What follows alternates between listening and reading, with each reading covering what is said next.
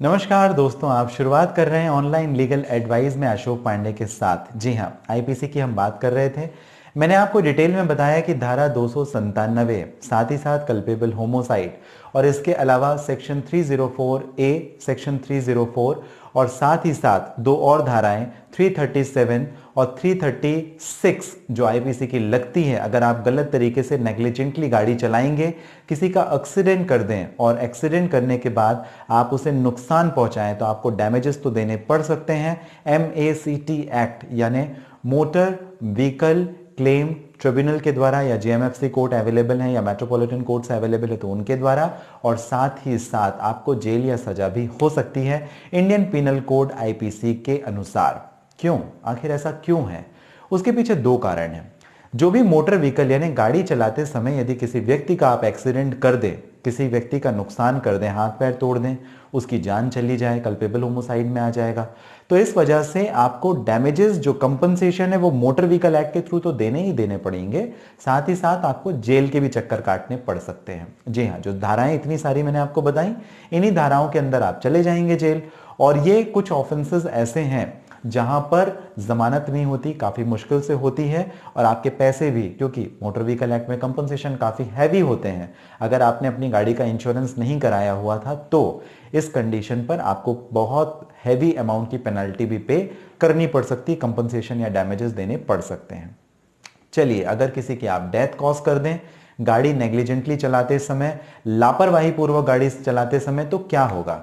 धारा 304 ए महत्वपूर्ण है, और जहां पर किसी व्यक्ति की डेथ हो जाए, रश ड्राइविंग या नेग्लिजेंट ड्राइविंग, जहां पर आप ठीक तरीके से गाड़ी नहीं चला रहे थे, गलत तरीके से आप गाड़ी चला रहे थे, लापरवाही के साथ गाड़ी चला रहे थे, इस कंडीशन पर ये कल्पेबल होमोसाइड को अट्रैक्ट करेगा। मतलब किसी व्यक्ति की जान चली गई, और जान इस वजह से गई कि आपका इंटेंशन तो नहीं था, लेकिन आपके बिहेवियर, आपके बर्ताव और आपने इस तरीके से गाड़ी चलाई जो नेग्लिजेंटली, जिसकी वजह से जान चली गई, और आप आ जाएंगे 304 ए के दायरे में। दूसरी बात, जो सेक्शन है वो आईपीसी का सेक्शन है, ये कॉग्निजेबल ऑफेंस है और बेलेबल इन नेचर है। लेकिन कॉग्निजेबल ऑफेंस का मतलब क्या है? पुलिस ने देखा, पुलिस आपको अरेस्ट कर सकती है, कोर्ट से वारंट लेने की जरूरत नहीं होती है। नॉन कंपाउंडेबल ऑफेंस है, मतलब सामने वाली पार्टी अगर चाहे तो उसमें कंप्रोमाइज नहीं करे तो चलेगा।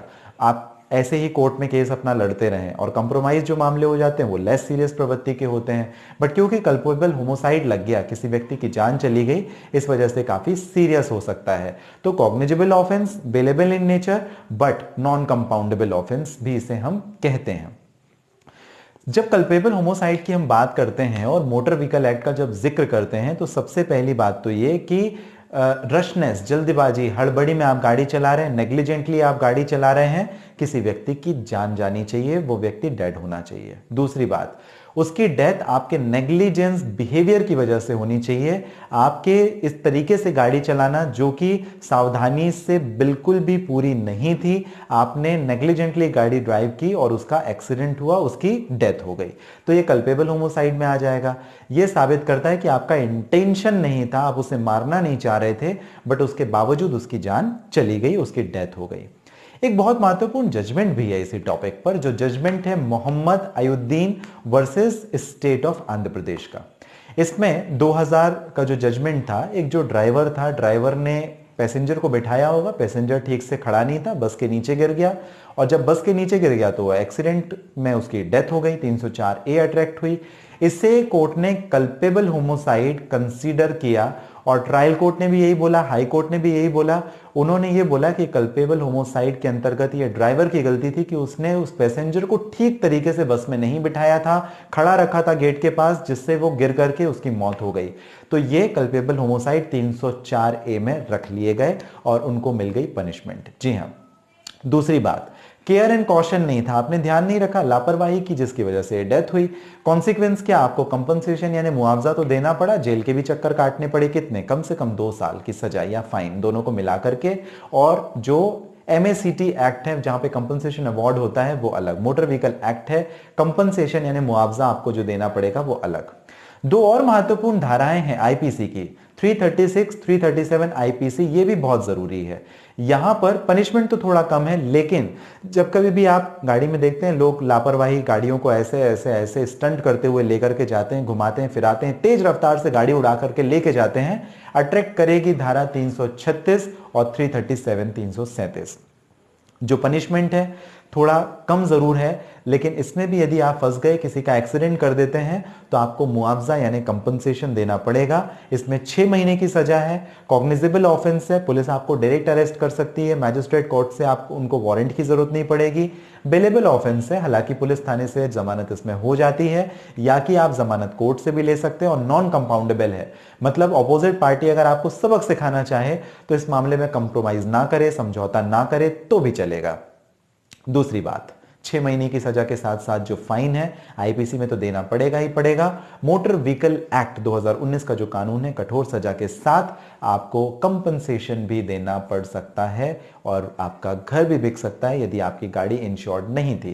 तो हमेशा ध्यान रखें कि आपकी जो गाड़ी है प्रॉपर सही टाइम पे इंश्योर्ड हो जाए, इंश्योरेंस उसका हो जाए, और थर्ड पार्टी इंश्योरेंस जरूर लेकर रखें, जिससे आपको अपने घर बेचने या हैवी अमाउंट ऑफ कंपनसेशन जब पे करने की कोर्ट की बारी आए, मुआवजा देने की बारी आए, तो आप उससे बच सकें एटलीस्ट। ध्यान रखें, अपने साथ दूसरों की भी सुरक्षा का ध्यान रखें। जो हमारे देश के नियम कायदे कानून है सड़क से संबंधित, मोटर व्हीकल से संबंधित, आप उन्हें जरूर फॉलो करें। आपको जानकारी कैसी लगी मुझे जरूर कमेंट बॉक्स में मेंशन कीजिएगा। बात करना चाहते हैं डायरेक्ट आप अपॉइंटमेंट बुक करके बात कर सकते हैं। व्हाट्सएप नंबर डिस्प्ले हो रहा होगा, साथ ही इस वीडियो के डिस्क्रिप्शन में लिंक है जहां से आप डायरेक्ट अपॉइंटमेंट बुक करके भी मुझे बात कर सकते हैं। आप अंत कर रहे हैं अशोक पांडे के साथ। अगले वीडियो में शुरुआत करेंगे अशोक पांडे के साथ। ऑनलाइन लीगल एडवाइस है आपका चैनल, आपको करना है सब्सक्राइब। मिलते हैं अगले वीडियो में, तब तक के लिए आप सभी का बहुत धन्यवाद।